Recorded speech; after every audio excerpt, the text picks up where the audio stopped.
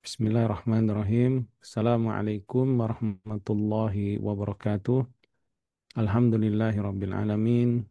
Wa asyhadu an la ilaha illallah wahdahu la syarikalah. Wa asyhadu anna Muhammadan abdu wa rasuluh. Sallallahu alaihi wa ala alihi wa sahbihi ajma'in. Amma ba'd. Allahumma allimna ma yanfa'una wa anfa'na bima 'allamtana wa zidna ilma. Allahumma aslih lana sya'nana kulla wa la takilna ila anfusina tarfata ain. Subhanaka la ilma lana illa ma 'allamtana innaka antal alimul hakim. Rabbi shrah li sadri wa yassir li amri wahlul 'uqdatam min lisani yafqahu qawli. Ikhwati fid din rahimani wa rahimakumullah. Insyaallah kita akan melanjutkan ya membacakan hadis-hadis Nabi Sallallahu Alaihi Wasallam dari kitab Bulughul Maram yang dikarang oleh Al-Hafiz Ibnu Hajar Al-Asqalani rahimallahu taala, dan kita sudah masuk bab terakhir dari kitab ini, yaitu bab doa dan zikir. Dan alhamdulillah beberapa hadis sudah kita bacakan. Berikut penjelasan-penjelasan hadis ini dari para ulama. Kita akan lanjut hadis berikutnya, hadis Nu'man ya, Ibn Bashir radhiyallahu taala anhuma, yang berkaitan dengan doa ya. Sebelumnya beliau mengumpulkan hadis-hadis tentang zikir, tentang pentingnya zikir dan lafaz-lafaz zikir yang paling dicintai Allah Subhanahu wa taala. Kemudian setelah itu beliau mengumpulkan hadis-hadis yang berkaitan tentang doa, pentingnya doa, waktu-waktu yang diijabah, dan juga bagaimana adab ya cara kita berdoa kepada Allah Subhanahu wa taala agar permohonan kita, ampunan, istighfar kita, taubat kita, kemudian keinginan-keinginan ya, perbaikan-perbaikan di masa depan kita segera diijabah Allah Subhanahu wa taala.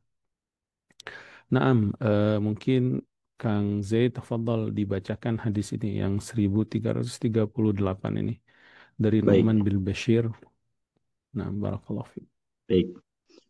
Dari An-Nu'man bin Bashir radhiyallahu an dari Nabi Shallallahu alaihi wasallam, beliau bersabda, "Inna du'a huwal ibadah." Sesungguhnya doa itu adalah ibadah. Diriwayatkan oleh imam yang empat dan dinyatakan sahih oleh At-Tirmizi. Dan beliau memiliki riwayat dari Anas secara marfu' dengan lafaz ad-du'a'u mukhul ibadah.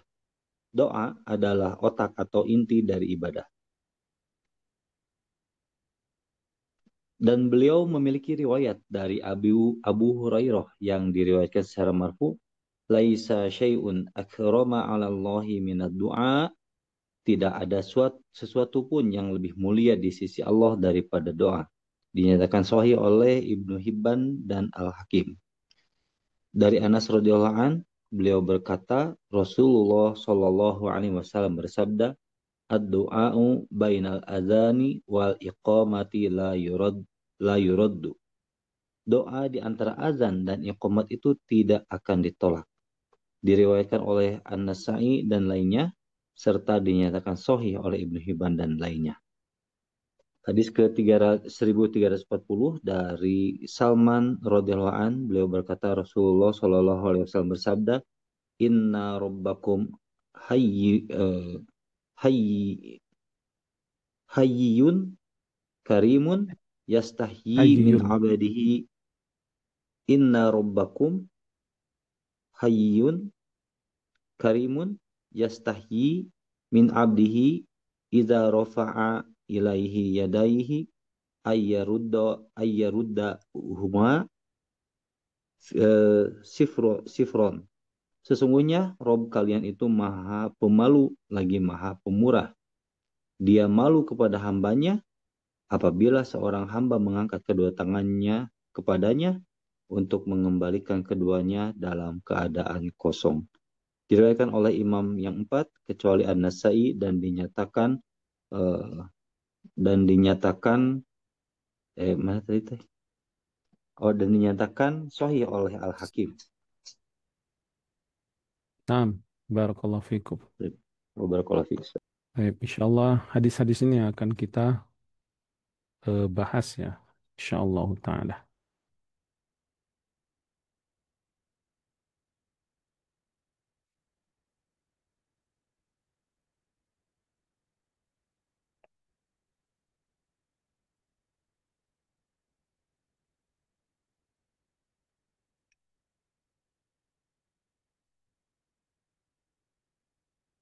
Naam. Qala mu'allif rahimahullah ta'ala ma ja'a fi anna du'a huwal ibadah. Yaitu penjelasan tentang bahwa doa itu ibadah ya. Doa itu adalah ibadah itu sendiri. Dari Nu'man ibn Bashir radhiyallahu taala anhuma dari Nabi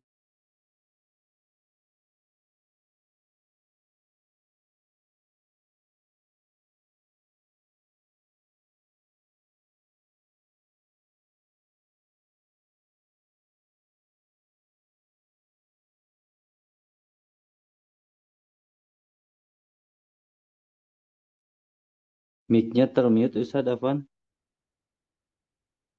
Naam, qadarullah terputus ya. Iya. Taib dari Nabi sallallahu alaihi wasallam beliau bersabda, "Inna du'a huwal ibadah." Rawahul arba'ah wa sahahu at-Tirmidzi. Begitu juga hadis Anas ibn Malik radhiyallahu taala anhu, "Ad-du'a'u mukhul ibadah." Dan juga hadis Abu Hurairah, "Laisa syai'un akrama 'ala Allahi minad du'a." Naam,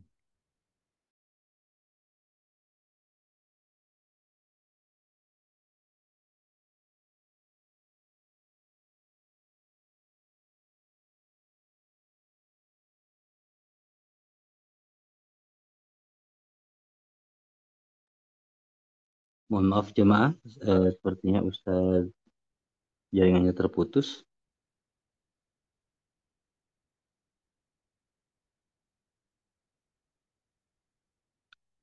Afwan Ustaz sepertinya terputus lagi barusan Ustaz.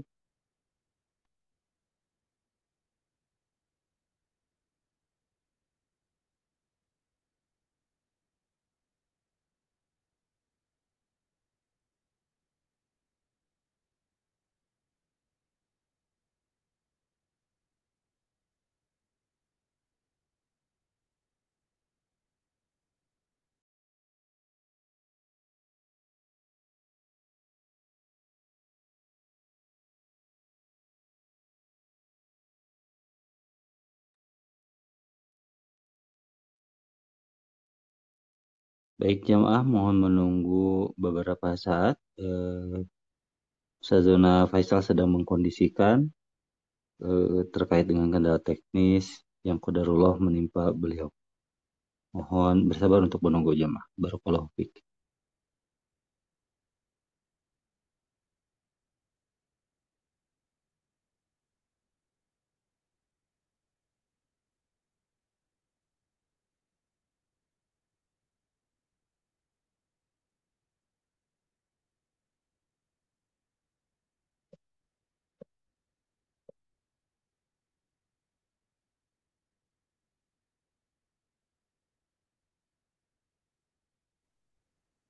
Ya, Alhamdulillah Ustaz Faisal Mista sudah berhasil terhubung kembali dan bergabung kembali di Zoom meeting ini. Silakan Ustaz. nah, jadiin host mungkin ya Kang, biar bisa nah, type. Iya,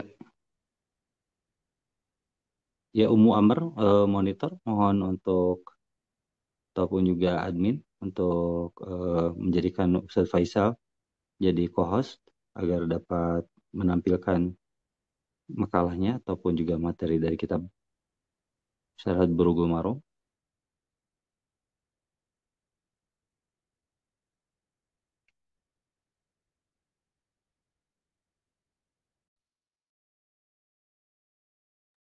Baik, jazakallah khairan. Bismillah, alhamdulillah. Salatu wassalamu ala Rasulillah amma ba'd. Taib, qala muallif asy-syarih rahimallahu taala ya berkata yang menjelaskan hadis ini tentang kedudukan hadis ini ya bahwa kedudukan hadis ini hadis yang hasan sahih ya. Artinya ini hadis yang bisa dipakai sebagai dalil. Kemudian hadis Anas pun demikian, yaitu hadis tentang doa itu adalah otaknya ibadah ya. Kemudian hadis Abu Hurairah pun sama, hadis yang dikeluarkan Imam Tirmidzi tentang tidak ada sesuatu yang lebih mulia di sisi Allah melebihi doa. Baik, selanjutnya kita masuk ke penjelasan hadis ini. Apa makna doa itu adalah ibadah? Qala mu'allif rahimallahu taala, ad-du'a huwal ibadah. Uh, Sabda Rasulullah SAW, doa adalah ibadah. Hadza uslubun qasrun ya. Yaitu ini adalah gaya bahasa qasrun, pembatasan. Artinya Nabi ingin menjelaskan membatasi sesuatu. Li'annahu anta bidhamiril fasl ma'a ta'rifil musnad wal musnad ilaihi. Liyadullu 'ala al-hasr fi anna al-ibadah laysat ghairu du'a. Karena di sini ya dari uslubnya dari sisi gaya bahasa Nabi SAW, karena Nabi SAW diberikan jawami'ul kalim. Jawami'ul kalim artinya perkataan yang sedikit tapi memiliki makna yang besar atau makna yang agung, makna yang banyak. Ini menunjukkan ya gaya bahasa ini pembatasan bahwa ibadah itu sejatinya adalah doa itu sendiri. Jadi ibadah itu sejatinya adalah doa itu sendiri. Kemudian sebagian ulama ada dua pendapat dalam masalah ini ya. Ada yang mengatakan hasr hakiki, artinya benar-benar bahwa ibadah itu ya doa. Doa itulah ibadah. Karena semua ibadah-ibadah yang diperintahkan Allah pasti ada doa di dalamnya. Ya, kita lihat sholat sudah tentu ya, sholat itu banyak doa di dalam. Bahkan kita dianjurkan untuk banyak berdoa saat sujud. Sholat itu sendiri secara bahasa artinya doa, ya, doa. Begitu juga eh, zakat. Ya. Allah berfirman, Inna salataka sakanul lahum. Ya. Khuz min amwalihim sadaqatan tutahhiruhum wa tuzakkihim biha wa sholli alaihim dalam surat Taubah itu.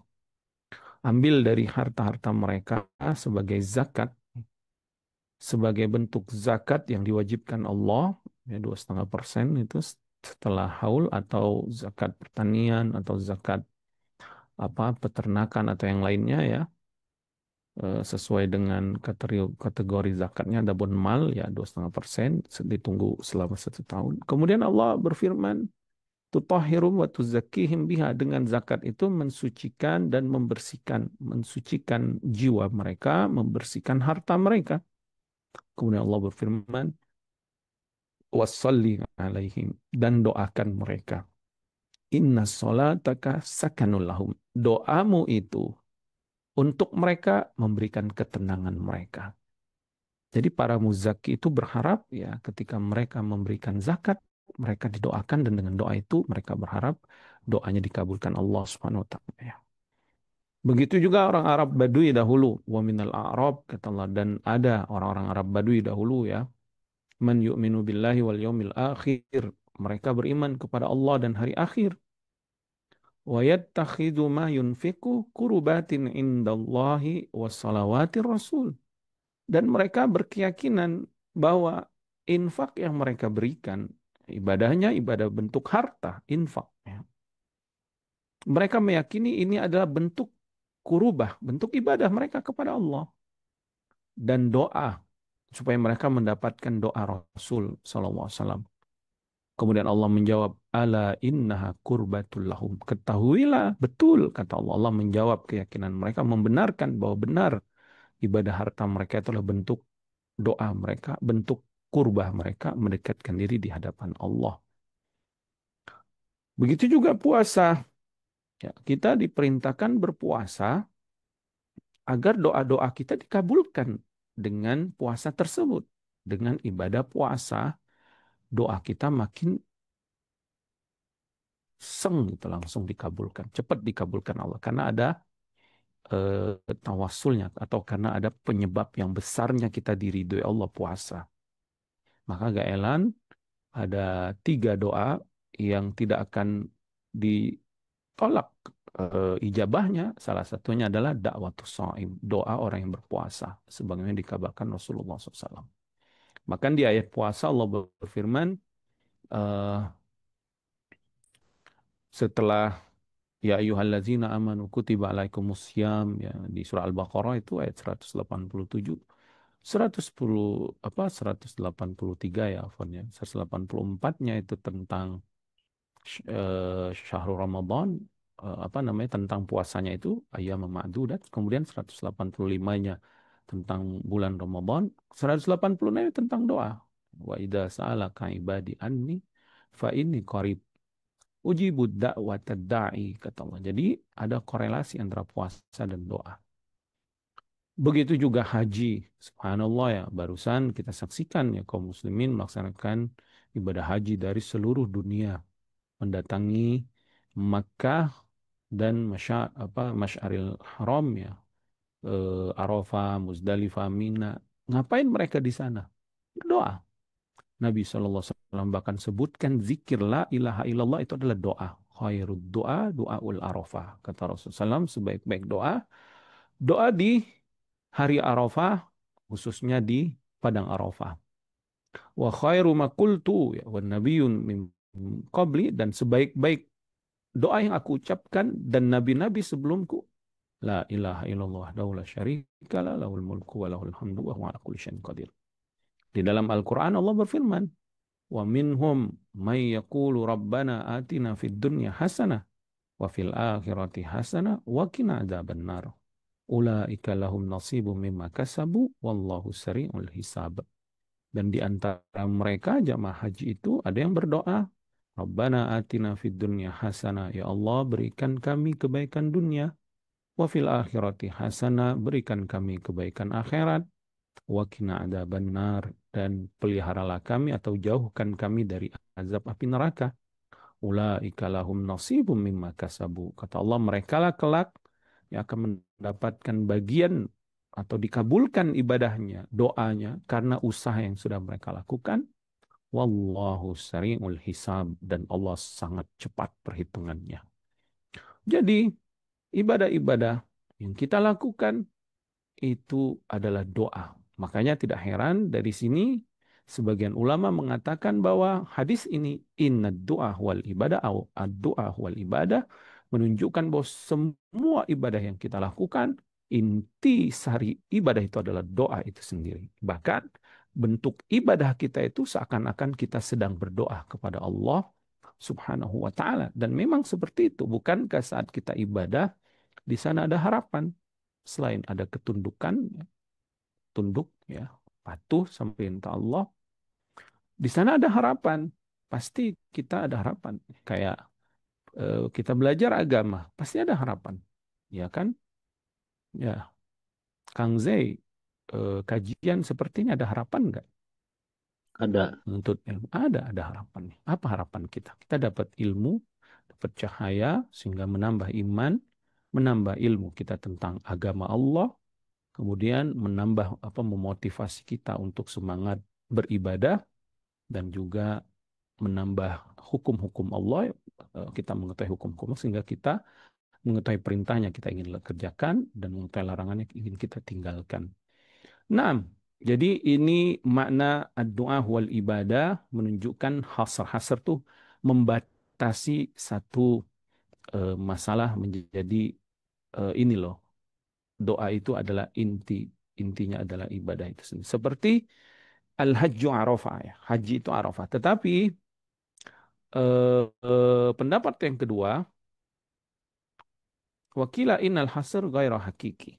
Ya, jadi pembatasan ini enggak menunjukkan bahwa doa itu hanya ibadah ibadah itu hanya doa saja. Artinya ibadah juga ada bentuk lain, bukan hanya doa. Ada ibadah berjalan, ada ibadah ruku, sujud, seperti itu maksudnya. Seperti sabda Rasulullah SAW, Al-Hajju Arafah. Haji itu Arafah, bukan berarti haji itu hanya wukuf di Arafah. Haji juga harus tawaf di Ka'bah, harus sa'i baina Safa wal Marwah, kemudian harus melempar jumrah, ya, harus tahalul, kemudian harus menyembelih hadiu kalau dia tamattu atau ifrat, ya, dan yang lainnya. Harus mabit di Muzdalifah dan Mina. Itu padahal ada ibadah-ibadah lain, tapi Nabi mengatakan haji itu Arafah. Artinya ini pembatasan, naam, haji itu Arafah, tapi ini tidak menunjukkan amalan haji itu hanya Arafah saja. Begitu juga doa ibadah.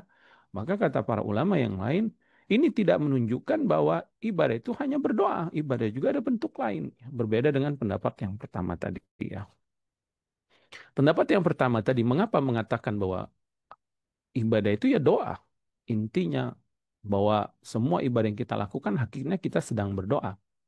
Kata beliau atau kata para ulama yang mengatakan pendapat yang pertama tadi, li'annal abda idzan qata'a amalahu mimma siwallah wa azharal ajza wal ihtiyaj ihtiyaja min nafsihi wa afrada rabbahu bid-du'a wa lam yaltafit qalbahu ila ghairihi aw wa lam yaltafit qalbu ila ghairi faqad i'tarafa lillahi ta'ala bil kamali wa ijabati du'a wa annahu sami'un basir rahimun alim ghaniyun karim ala kulli syai'in qadir wa hadhihi haqiqatul ibadati wa khulasatut tauhidi.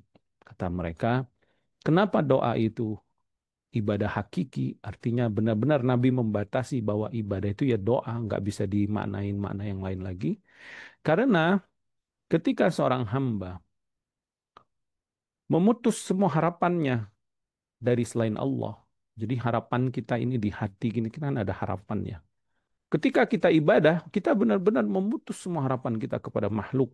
Bahkan kita tidak berharap dengan kekuatan kita sendiri. Kita benar-benar menumpukan semua harapan hanya kepada Allah. Wa adharal ajza. Saat kita ibadah, kita menampakkan kelemahan. Wal ihtiyaj min nafsihi. Dan benar-benar kita menunjukkan rasa butuh yang sangat besar kepada Allah daripada dirinya sendiri. Kemudian dia mengikhlaskan, meminta hanya kepada Allah dengan doa tersebut. Walam yaltafit qalbu ila ghairihi. Hatinya tidak berpaling kepada selain Allah. Faqad i'tarafa lillahi ta'ala bil kamal. Dan dengan hal itu dia sudah mengakui bagi Allah lah yang memiliki kesempurnaan wa ijabati doa. Ya, kesempurnaan artinya Allah maha sempurna dari segala sesuatu. Apa yang kita harapkan itu hanya Allah yang bisa mengabulkannya. Kita pengen anak, kita pengen harta, kita pengen sehat, kita pengen anak soleh, pasangan suami istri soleh, kita pengen orang tua kita baik, kita pengen masuk surga. Semua itu di tangan Allah. Allah yang bisa melakukannya. Dan yang mendengar doa kita hanya Allah. Maksudnya selain mendengar, Allah mampu mengijabahnya, mampu menjawab dan memberikan balasannya. Wa annahu sami'un basir, dan dia meyakini Allah lah yang maha mendengar lagi maha melihat. Ya, Allah mendengar rintihan seorang hamba saat berdoa, dan Allah melihat keadaan dia. Allah melihat kesulitan, kesusahan yang dia rasakan dalam kehidupannya, permasalahan-permasalahan yang dia dapati, problem-problem dalam rumah tangganya, dalam pekerjaannya, dalam karirnya, dalam masyarakatnya, dan yang lainnya. Allah mengetahuinya. Rahimun alim, dan dia pun meyakini Allah maha penyayang kepada hambanya, apalagi orang-orang beriman. Wa kana bil mu'minina rahimah. Allah mengikrarkan Allah maha penyayang, lebih penyayang lagi ya kepada orang-orang beriman tersebut. Kemudian Allah alim, maha mengetahui yang apa yang terbaik buat hambanya. Ghaniyun karim, dan Allah maha kaya, tidak terbatas bendaharanya, kekayaannya, kepemilikannya, dan dia tidak butuh kepada makhluknya. Allah memberi bukan karena Allah ingin diberi. Justru Allah memberi karena dia karim, karena dia maha baik. Ala kulli syai'in qadir, dan seorang hamba pun meyakini bahwa Allah itu maha berkuasa bisa melakukan apa saja.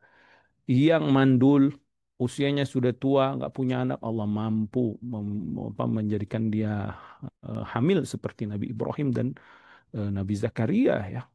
Kemudian yang tidak punya harta, Allah bisa berikan dia harta makanan seperti Maryam, ya, diberikan makanan. Kemudian yang sakit bisa Allah sembuhkan seperti Nabi Yunus alaihi salam atau Nabi Ayub, afan ya, belasan tahun sakit Allah sembuhkan. Kemudian yang dalam kesempitan, kesulitan, kesusahan seperti Nabi Yunus di dalam perut ikan, tiga kegelapan, kegelapan ikan paus, kegelapan dalam lautan, mungkin di palung lautan ya, karena hidupnya ikan paus kan di bawah lautan, dan kegelapan malam, tapi Allah bisa menyelamatkannya. Juga yang butuh jodoh, mungkin yang belum punya jodoh, Allah bisa memberikan jodoh, mudah bagi Allah. Ya, kemudian yang sulit, misalkan tidak bisa paham-paham agama atau Al-Quran, sulit menghafal Al-Quran, minta sama Allah, berdoa sama Allah, Allah akan mudahkan itu. Yang sedang kesulitan, ya, dilanda kesusahan, maka Allah akan mudahkan itu semua ya. Yang sedang jauh dari keluarganya, sedang rindu ingin bertemu keluarga, doa sama Allah Subhanahu wa taala agar Allah bisa mempertemukan. Wahadihi, kemudian kata beliau ya, ulama tersebut, hakikatul ibadah. Inilah hakikat ibadah itu. Saat seorang hamba menyerahkan dirinya tulus, ya, menyungkur, merengek-rengek, menangis, mengakui semua kelemahannya, kemudian mengadukan semua harapan, cita-citanya, keinginannya di hadapan yang maha sempurna, yang maha baik, yang maha bijaksana, yang maha kaya, yang maha berkuasa atas segala sesuatu, yang maha raja, pemilik langit dan bumi, Allah Subhanahu wa taala. Wa khulasatu tauhid. Kemudian inilah intisari tauhid, intisari mengesahkan Allah Subhanahu wa taala. Ya, adapun pendapat yang kedua tadi ya, maknanya bukan hasr ghair hakiki, maksudnya anna doa mu'zamul ibadah. Naam, sebagian besar ibadah itu adalah doa. Au afdalul ibadah, atau ibadah yang paling terbaik itu adalah doa. Tapi ada ibadah lain yang tidak doa saja. Nah, seperti tadi ruku, sujud itu kan ibadah dan itu bukan doa. Menurut pendapat yang kedua ini. Wallahu ta'ala alam. Kemudian sabda Rasulullah alaihi salatu wassalam, ad-du'a'u mukhul ibadah. Doa itu adalah otaknya ibadah.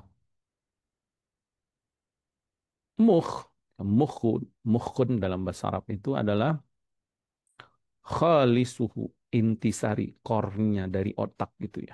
Jadi otak itu mungkin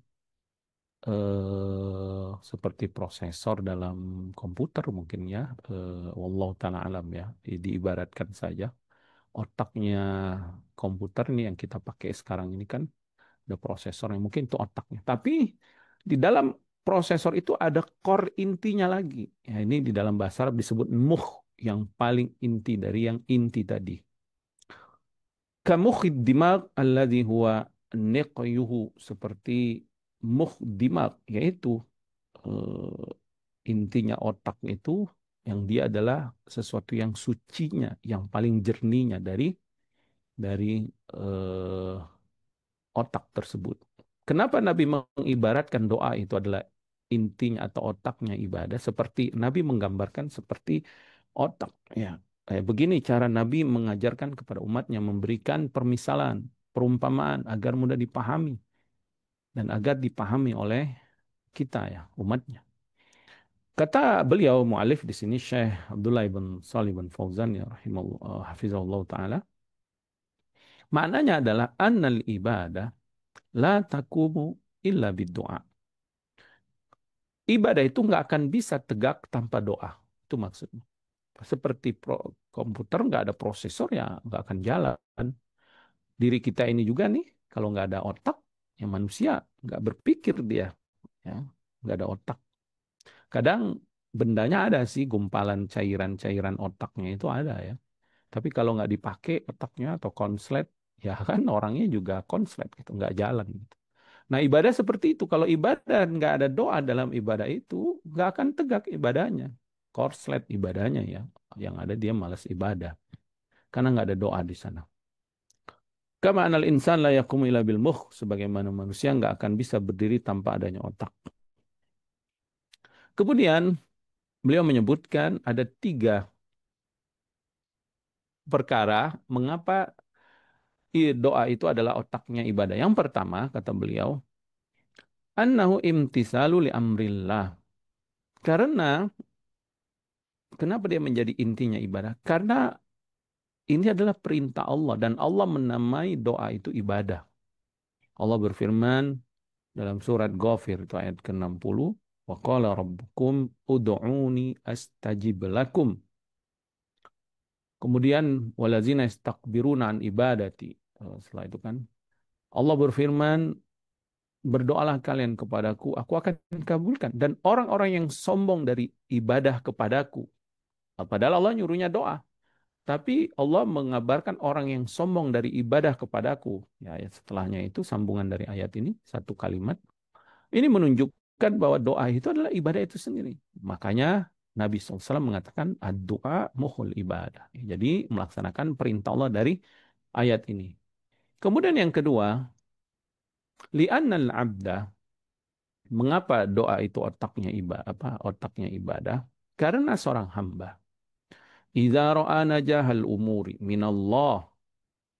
Kalau dia melihat keberhasilan itu, kesuksesan dari semua urusan dia, keberhasilan urusan kita ini, urusan pribadi kita, urusan keluarga kita, urusan masyarakat, urusan negara, urusan yang lainnya. Itu semuanya kesuksesan, keberhasilannya dari mana sumbernya? Minallah, semuanya dari Allah. Karena Allah berfirman, biadillahi khairun, di tangan Allah semua kebaikan itu. Ta'allaqa bihi, maka saat itu ketika dia meyakini kesuksesan hanya di tangan Allah, maka dia sangat bergantung dengan Allah. Wa qata'a amalahu amma siwahu, sehingga dia memutus semua harapan dia kepada semua makhluk, bahkan termasuk kekuatan dia sendiri dia lepaskan. Ini makna la haula wala quwata illa billah yang kita sebutkan pada pertemuan yang lalu ya. Jadi ini mengapa doa itu otak ibadah, karena dia menjadi sebab tumpuan bagi seorang hamba untuk meraih kesuksesan semua urusan dunia dan akhiratnya. Sehingga dia tahu semua urusan dunia dan akhiratnya di tangan Allah, dan apa yang di tangan Allah itu nggak akan kita dapati kecuali dengan berdoa. Makanya doa itu adalah inti ibadah. Kemudian yang ketiga, mengapa dia menjadi otaknya ibadah? Annal gharda minal ibadati as-sawabu 'alaiha. As-sawabu 'alaiha. Tujuan dari kita beribadah itu kita ingin diberikan balasan dari Allah, pahala ya. Wa wal matlubu bid'a, dan pahala itu bisa kita dapatkan dengan memohon kepada Allah. Ya. Maka nggak heran Nabi Ibrahim alaihissalatu wassalam dan Nabi Ismail ya, ketika membangun Ka'bah itu, wa idh yarfa'u Ibrahimul qawa'ida minal baiti wa Ismailu rabbana taqabbal minna innaka antas samiul alim. Dan ingatlah kata Allah ketika Nabi Ibrahim meninggikan Ka'bah, rumah Allah, dan juga anaknya yaitu Ismail alaihi salam. Kemudian mereka setelah beribadah itu, mereka pun berdoa kepada Allah, Rabbana taqabbal minna, ya Allah terimalah ibadah kami yang sangat agung ini. Ya. Maksudnya diterima apa? Dibalas oleh Allah Subhanahu wa taala. Allah terima ibadah ini. Allah nggak butuh ibadah kita.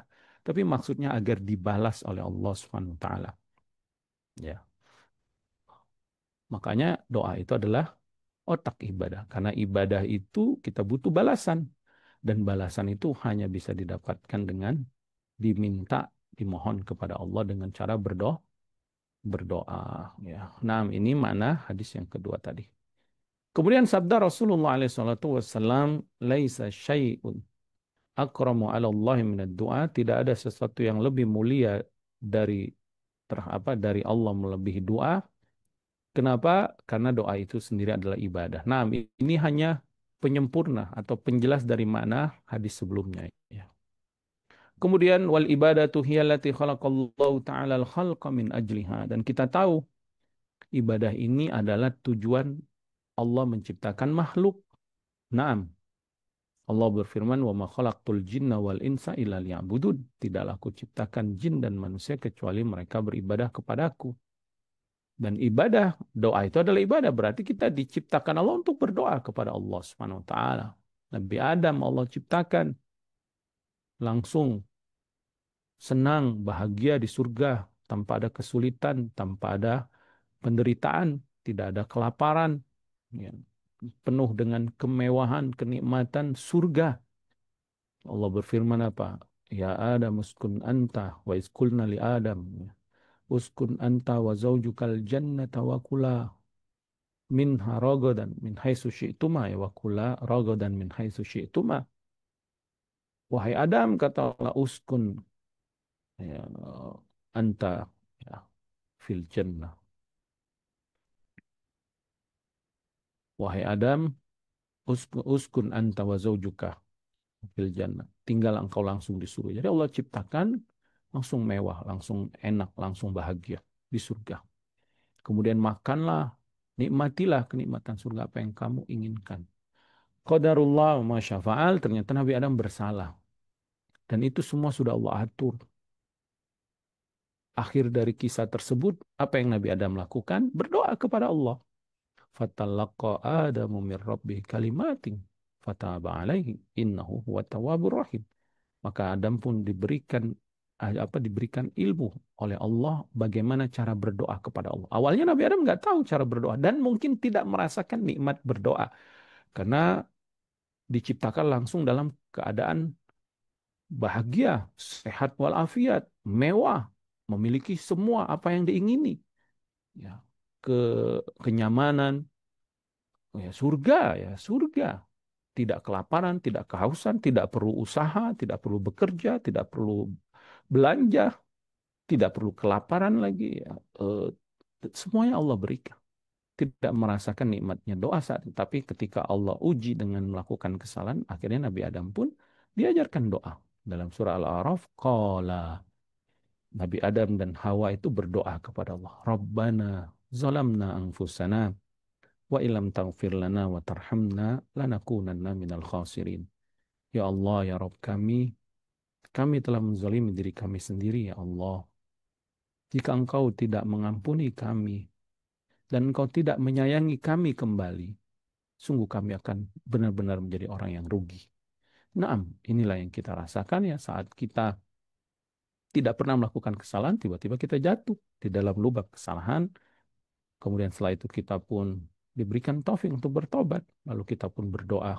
Maka kita akan merasakan lezatnya menghinakan diri kita di hadapan Allah bahwa kita hamba yang kotor, hamba yang berdosa, hamba yang hina di hadapan Allah. Kemudian kita jujur, sejujur-jujur ingin pengampunan dosa dari Allah Subhanahu wa taala, maka Allah akan mengijabah, mengampuni dosanya, menyayanginya kembali, kemudian memberikan keberkahan-keberkahan yang lainnya kepada hamba tersebut sebagaimana yang telah Allah berikan kepada para nabi dan rasul. Nah, kemudian wali anna du'a yadullu ala qudratillahi ta'ala kama lihi, dan doa itu menunjukkan kekuasaan Allah dan juga kemampuannya, kesempurnaannya. Kemudian wa ajizid da'i wa ihtiyaji, dan juga menunjukkan kelemahan hambanya dan juga menunjukkan akan ke kebutuhan seorang hamba kepada Rabb-Nya Subhanahu wa taala. Kemudian bagian yang ketiga yang berkaitan dengan penjelasan dari hadis ini, berkata mu'alif ya, al-hadis, hadis ini tadi tiga hadis tadi ya, ad-du'a wal ibadah, ad-du'a mukhul ibadah, laisa syai'un akramu 'ala Allahi min ad-du'a, dalilun ala fadli du'a wa azimi manzilatihi indallahi ta'ala. Ini menunjukkan bahwa Hadis ini ya menunjukkan akan keagungan doa, keutamaan dan besarnya, tingginya, agungnya kedudukan doa itu di sisi Allah. Ketika Nabi bersabda sallallahu alaihi wasallam, ad-du'a wal ibadah. Ya. Jadi ini menunjukkan doa ini sangat besar di sisi Allah, nggak main-main ya, saudara-saudaraku yang dirahmati Allah. Doa ini nggak main-main, walaupun kita anggap ringan. Kita hanya mengangkat tangan, meminta kepada Allah yang kita yakini, ya, Dia mendengar kita, Dia melihat kita, walaupun Allah uji kita belum bisa melihatnya, kita nggak bisa mendengar suaranya.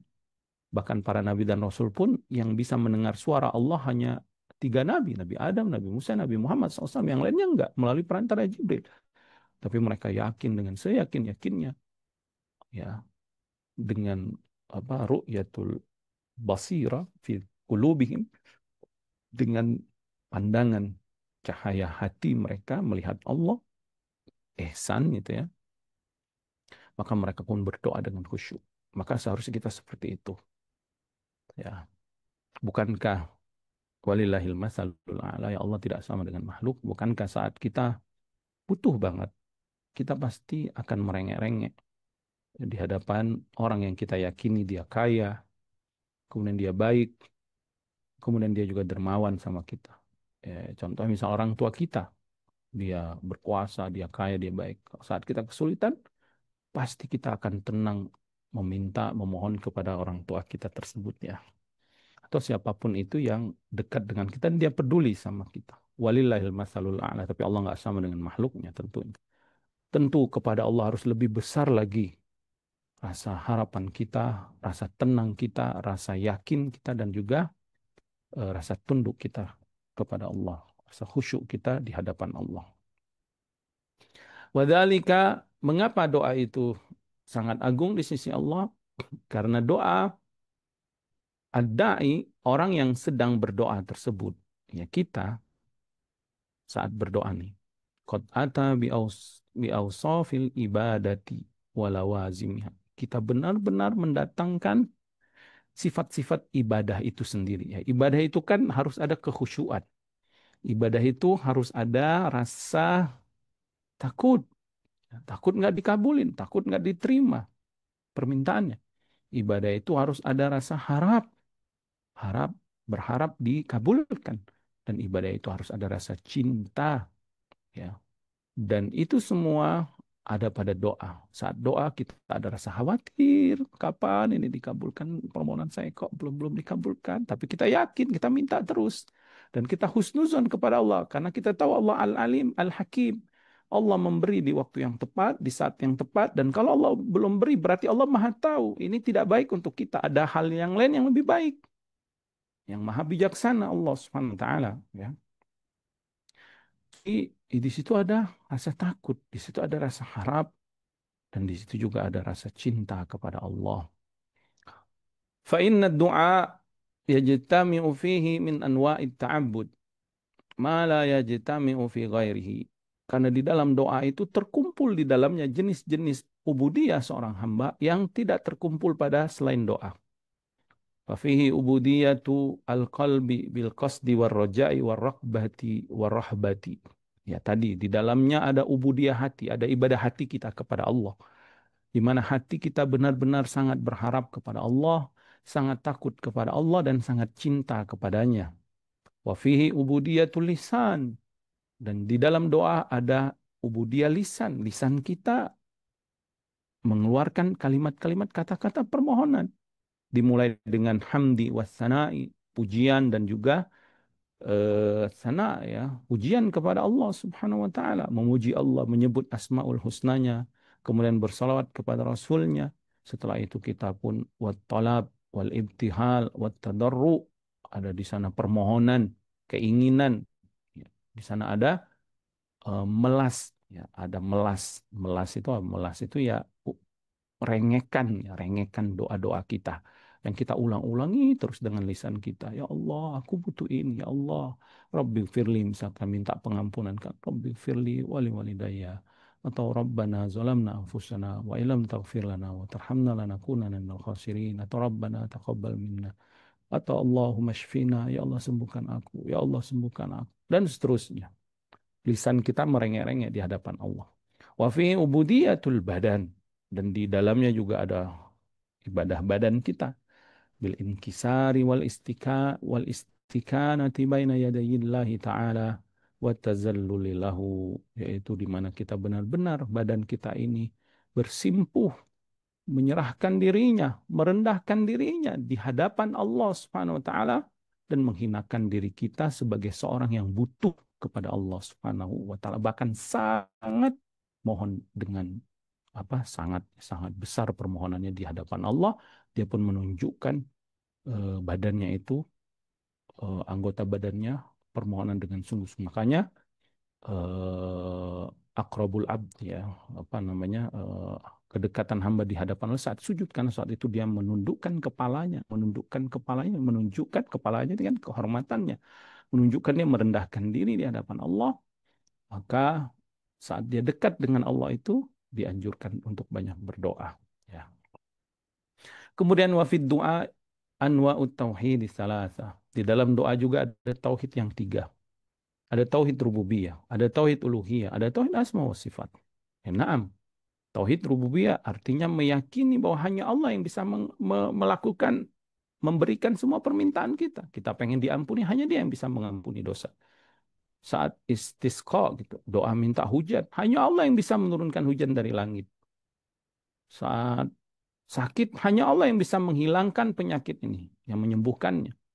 Terkadang Allah menyembuhkan dengan sebab yang disyariatkan, atau dengan ilmu pengetahuan yang Allah takdirkan dengan sunnah kauniyah. Terkadang Allah sembuhkan tanpa sebab, Allah mampu. Ya. Dan juga ada tauhid uluhiyah, pemurnian, keikhlasan dalam ibadah.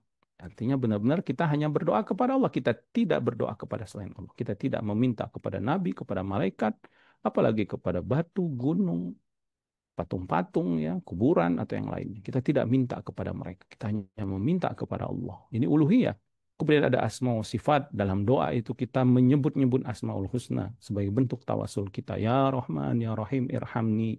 Ya Ghafurur Rahim, ighfarli. Ya Tawwabur Rahim, tub alayya. Ya Razzaq, anta khairur razikin, urzuqni. Dan seterusnya. Ya. Kita menyebut-nyebut nama Allah sesuai apa yang kita minta. Seperti yang dilakukan para nabi dan rasul. Ya, Nabi Isa alaihissalam ketika diminta hawariyin, ya, untuk diturunkan makanan maidah itu dari atas langit, apa kata Nabi Isa di akhir doanya itu, warzuqna wa anta khairur razikin. Berikan kami rezeki itu ya Allah, engkau sebaik-baik pemberi rezeki. Menyebut nama Allah Ar-Razik dan seterusnya. Kemudian wa fid du'ai yadhharu iftikar al-abdi wa dha'fihi wa hajatihi. Di dalam doa, seorang hamba menampakkan rasa butuhnya, rasa lemahnya, dan rasa fakirnya di hadapan Allah. Wa fihi tatajalla qudratullahi ta'ala. Dan di dalam doa tersebut tampaklah kekuasaan Allah yang maha agung. Wa ta'allaqul qulubu bihi. Dan hati kita benar-benar saat doa itu benar-benar sangat terikat dengan Allah. Ya, waharbul khalaiki ilai, waharbi khalaiki ilai, dan kita pun lari dari semua makhluk, bahkan dari sebab-sebab itu kita lari. Bukan berarti tidak menempuhnya, maksudnya hati kita tidak bertawakal dengan sebab-sebab itu. Walaupun kita ada uang, walaupun teknologi pengobatan canggih, walaupun dokter ini katanya hebat, atau ini bagus, atau itu bagus, tapi kita lepaskan itu semua dari hati kita. Hati kita hanya tergantung kepada Allah, bertawakal hanya kepadanya subhanahu wa ta'ala. Itu adalah tauhid rububiyah, uluhiyah, asma wa sifat, ya. Kemudian wa du'a mustahabun inda jumhuril ulama, dan menurut para ulama doa itu sangat dianjurkan. Wa hakal Khattabi, ya, wujubihi, bahkan Al-Imam Khattabi, ya, menyebutkan akan wajibnya kita berdoa. Nah, tadi Allah sebutkan innal ladzina yastakbiruna an ibadati, orang yang sombong dari beribadah kepadaku, berdoa kepadaku. Sehingga wajib berdoa itu. Allah berfirman, ud'u rabbakum tadarru'an wa khufyatan. Berdoalah kalian kepada Allah dengan merengek-rengek dan penuh rasa takut kepada Allah Subhanahu wa taala. Berkata Imam Syaukani rahimahullah taala, Fa'afada anna du'a ibadah, maka ya, ini menunjukkan doa itu ibadah. Wa anna tarkat du'ai Rabb subhanahu wa ta'ala istikbar. Dan meninggalkan doa itu adalah kesombongan. Orang yang nggak mau berdoa berarti dia merasa dia bisa, merasa dia hebat, merasa dia tangguh, merasa dia kuat. Akhirnya dia akan kecewa, akhirnya dia akan galau, akhirnya dia akan binasa dengan kesombongan ujub dia itu sendiri. Wala akbahu min hadal istikbar. Bahkan kata Imam Syaukani, tidak ada yang lebih jelek daripada kesombongan ini. Wa kaifa yastakbirul abdu an du'ai man huwa khaliquhu wa radikuhu wa mujiduhu minal adam wa khaliqul alam kullahu wa radikuhu wa muhyiyuhu wa mumituhu wa musibuhu wa muakibuhu. Bagaimana tidak sombong, kata Imam Syaukani, seorang hamba kok bagaimana kok dia bisa sombong, tidak mau berdoa kepada penciptanya yang memberikan rezekinya, yang menjadikan dia ada dari tidak ada, yang menciptakan semua alam semesta ini. Kemudian memberikan rezeki kepada mereka, yang menghidupkannya, yang mematikannya, yang memberikan pahala dan yang menghukum, ya. Fala syakka anna hadzal istikbar tarfum minal junun wa syu'bati min kufranin ni'am. Dan tidak diragukan lagi kata beliau bahwa kesombongan ini merupakan bagian dari kebodohan ya, atau kegilaan, dan merupakan cabang dari kekufuran dari nikmat Allah subhanahu wa ta'ala. Wallahu ta'ala a'lam. Ya, mungkin sampai sini yang bisa kita sampaikan. Insyaallah kita akan lanjutkan pada pertemuan berikutnya tentang waktu-waktu yang diistijabah saat berdoa. Sallallahu ala nabiyina Muhammadin wa ala alihi wasallam wa akhiru da'wana alhamdulillahi rabbil alamin. Naam, tafadhol Kang Zai, barakallahu fikum.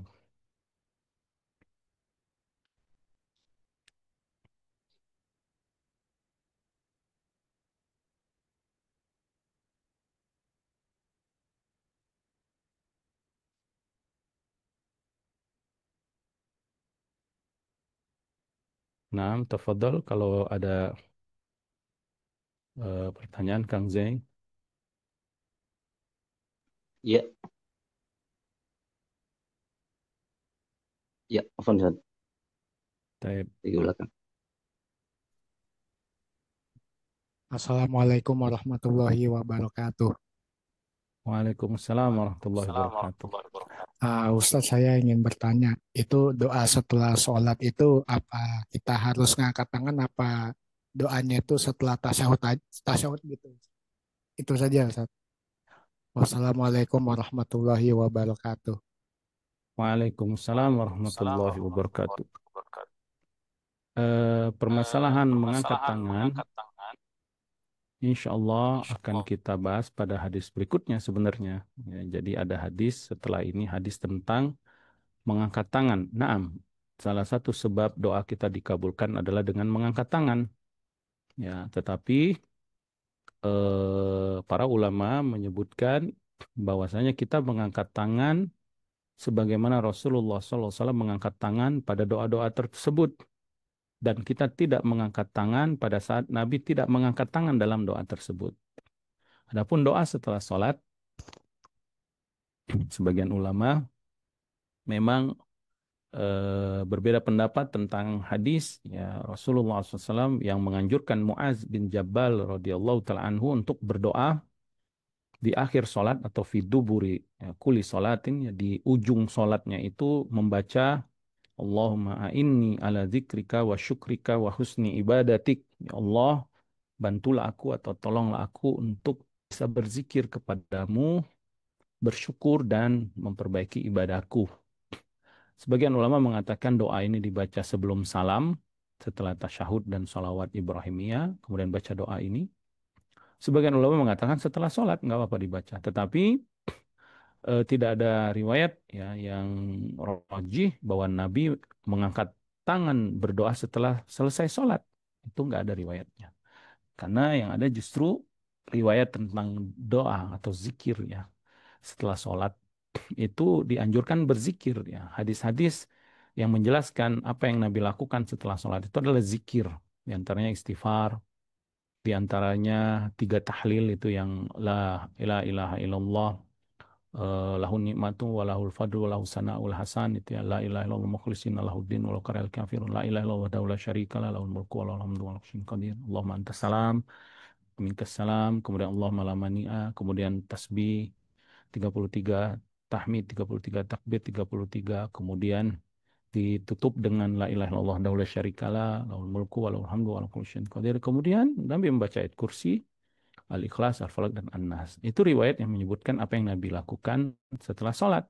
Maka kita cukupkan itu. Tetapi kalau ada yang ingin berdoa, ya silakan. Kita tidak melarang ya orang yang berdoa. Tetapi kalau kita katakan dianjurkan, disunahkan mengangkat tangan doa selesai sholat, maka tidak kita anjurkan. Eh, jadi jelas ya, kalau misalkan doa itu ternyata maknanya sebelum sholat, sebelum salam, maksudnya sebelum selesai sholat, doa di dalam sholat itu sebelum salam, ya jelas, lebih jelas lagi nggak boleh mengangkat tangan ya. Dalam sholat kita nggak boleh mengangkat tangan ya, kecuali doa kunut itu ya.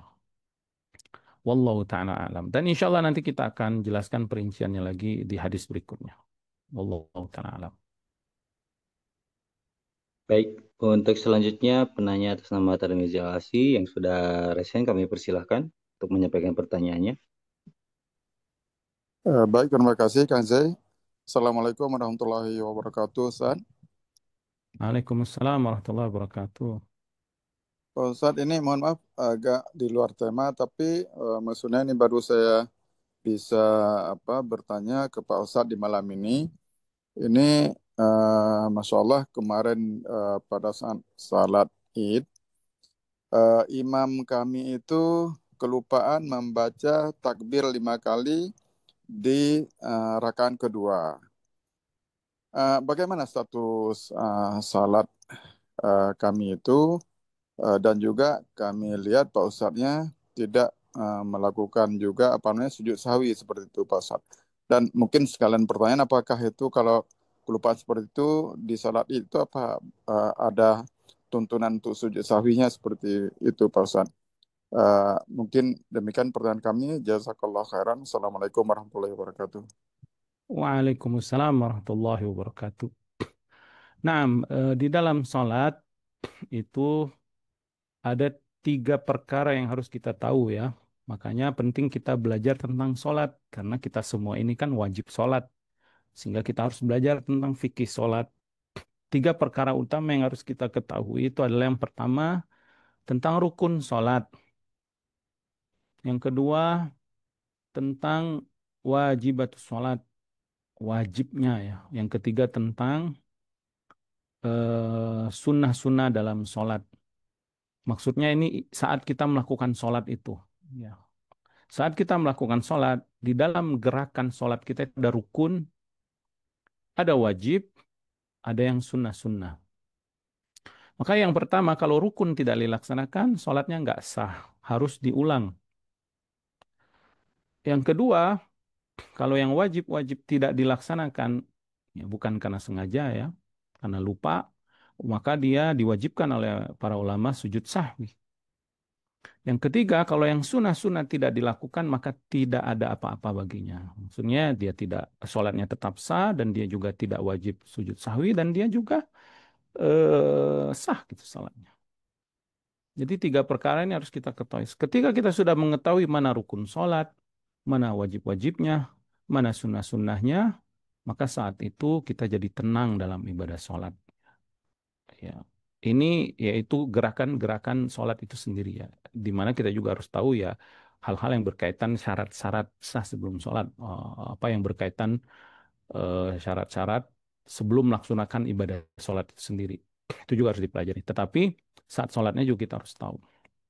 Maka rukun ini seperti qiyam, yang berdiri, membaca Al-Fatihah, takbiratul ihram, ruku, i'tidal, duduk, kemudian di antara 2 sujud, kemudian sujud dan tasyahud akhir itu juga termasuk rukun. Ini nggak boleh ditinggalkan. Ya. Kalau ditinggalkan, sholatnya nggak sah.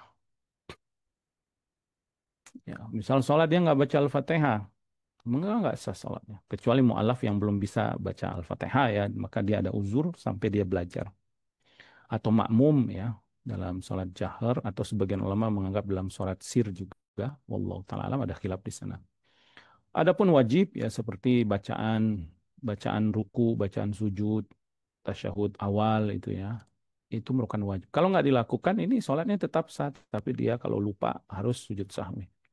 Adapun sunnah ya seperti baca istiftah, baca beberapa ayat setelah Al-Fatihah itu sunnah. Sehingga kalau nggak dibaca pun nggak masalah gitu. Nah, adapun gerakan takbir di dalam sholat id, wallahu ta'ala alam ya, yang pasti dia bukan rukun ya, karena kalau dia rukun jelas sholatnya batal. Kalau itu hanya sunnah, maka insya Allah sholatnya tidak mengapa. Walaupun dia tidak melakukan apa sujud sahwi. Dan yang kami ketahui, wallahu ta'ala alam ya, itu tidak sampai pada rukun ya, atau mungkin pada wajib. Wallahu ta'ala alam. Ya, mungkin nanti bisa ditanyakan lagi kepada yang lain. Wallahu ta'ala alam. Jadi insya Allah sholatnya tidak mengapa. Karena itu hanya sunnah saja. Barakallahu fikum. Baik, demikian penjelasan Sasuna Faisal atas pertanyaan dari Akhi Tarmizi Al-Asyim. Untuk selanjutnya, pertanyaan yang sudah resen di sini ada Ummu Zalfa. Setelah itu nanti disambung kembali dari pertanyaan dari Abi Yahya. Silakan Ummu Zalfa. Naam, tafadhal.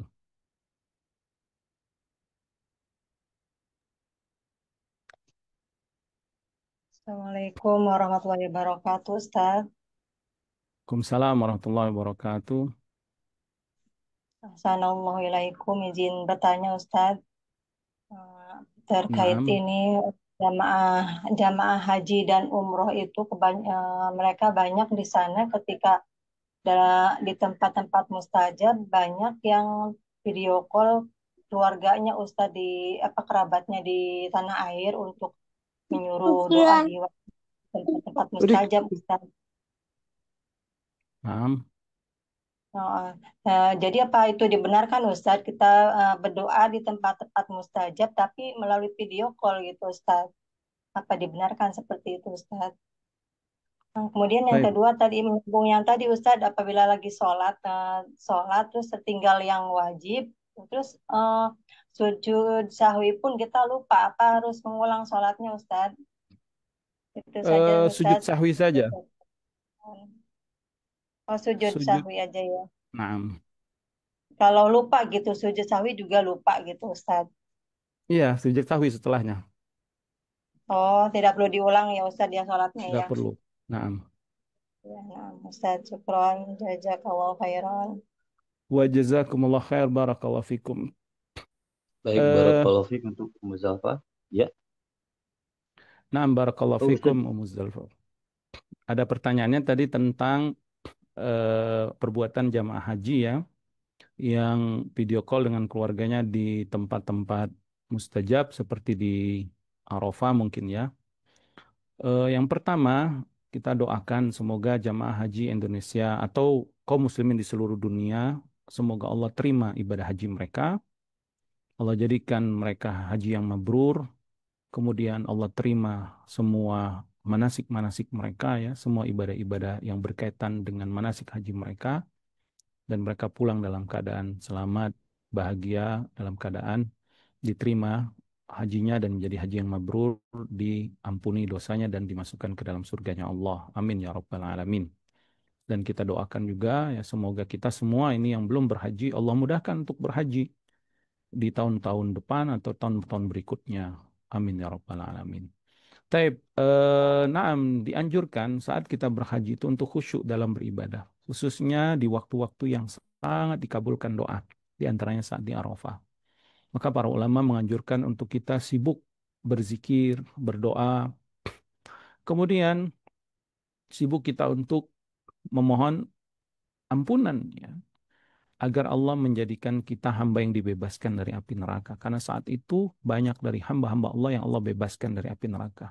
Mudah-mudahan mereka salah satunya atau kita salah satunya saat kita di padang Arafah. Dianjurkan banyak berzikir ya, dimulai saat pagi ya menjelang zuhur itu di Arafah sampai menjelang maghrib ya kita wukuf di sana. Kita banyak berzikir, banyak berdoa, dan kita membaca doa-doa semua, doa-doa yang kita hafal atau doa-doa dari buku-buku tidak mengapa. Dan sangat tidak dianjurkan kita disibukkan dengan hal yang lain, apalagi foto-foto, bikin-bikin video, selfie misalkan ya, untuk disebarkan di media sosial dan yang lain itu sangat tidak dianjurkan. Karena khawatir ya akan masuk ria di sana, akan masuk sum'ah di sana yang menghapus pahala haji kita.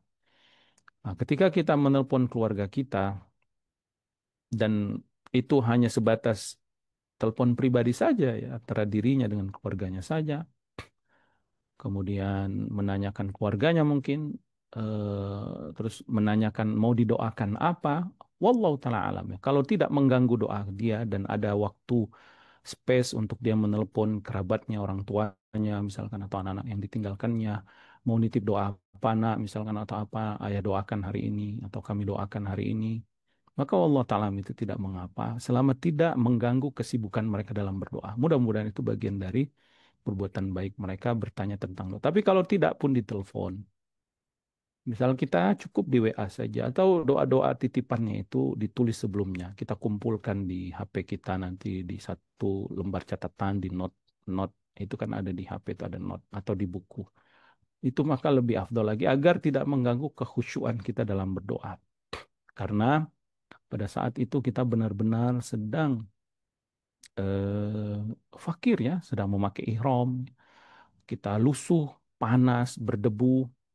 Ya, Allah SWT berfirman, yubahi, membanggakan hamba-hambanya itu di hadapan para malaikat. Mereka asy'az akbaro, mereka kusut, mereka berdebu. Lihat mereka mengagungkanku. Allah SWT membanggakan mereka. Kata Syekh Abdul Razak Hafizullah Ta'ala, ini menunjukkan Allah mengabulkan permohonan mereka. Karena Allah membanggakan. Karena Allah nggak mungkin membanggakan orang-orang yang berdosa. Allah membanggakan hamba-hambanya yang khusyuk. Hamba-hambanya yang benar-benar khusyuk dalam berdoa di hadapan Allah. Kemudian Allah bertanya, Maza tus'al ya. Apa yang mereka minta atau Maza yus'al. Apa yang mereka minta atau apa yang dia minta. Aku akan kabulkan. Jadi diharapkan jamaah haji tersebut lebih baik fokus. Ya, kalau misalkan tidak mengganggu, ya karena menelpon itu kan tidak tidak membatalkan rukun dan juga tidak seperti sholat ya. Sholat kan nggak boleh kecuali bacaan dan perbuatan dalam sholat itu sendiri. Nggak boleh kita ada perbuatan yang lain. Ya, jadi itu yang bisa kami sampaikan. Wallahu taala alam.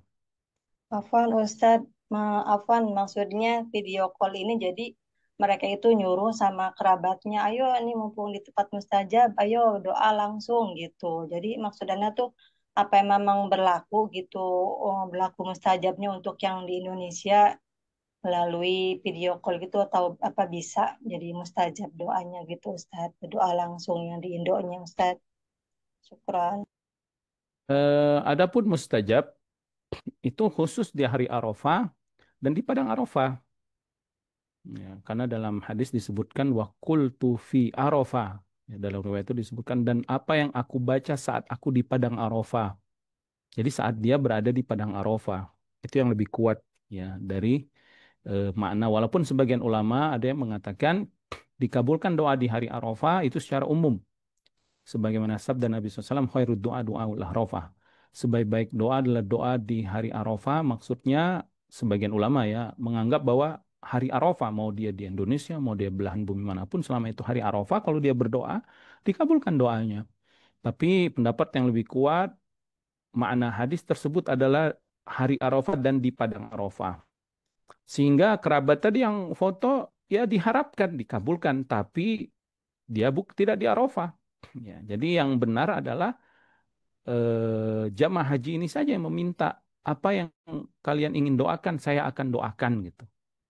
Jadi dia istilahnya bertawasul dengan doa orang lain yang masih hidup dan mampu, ya itu dibolehkan. Wallahu taala alam. Baik, Afwan Ustaz, apakah masih ada kesempatan untuk masih cukup waktu untuk menjawab satu pertanyaan lagi ini? Naam tafadhal. Biah ya. Baik, Abi Yahya kami persilakan untuk menyampaikan pertanyaan kembali. Nah, Assalamualaikum warahmatullahi wabarakatuh. Ustaz, satu lagi boleh Ustaz ya? Waalaikumsalam warahmatullahi wabarakatuh. Naam, tafadhal. Ustaz, kita boleh nggak membaca doa yang biasa kita baca di zikir pagi petang itu kita baca pas ketika sholat gitu Ustaz. Misalkan ya Hayyu ya Qayyum birahmatika astaghith gitu, terus Allah mastur aurati dan seterusnya, itu bagaimana Ustaz? Apa itu boleh atau tidak? Itu saja Kalau Ustaz. misalkan, Wassalamualaikum. Waalaikumsalam warahmatullahi wabarakatuh. Kalau tidak diniatkan itu secara khusus ya zikir khusus atau doa khusus di waktu sujud, maka nggak mengapa. Apalagi kita tahu maknanya ya,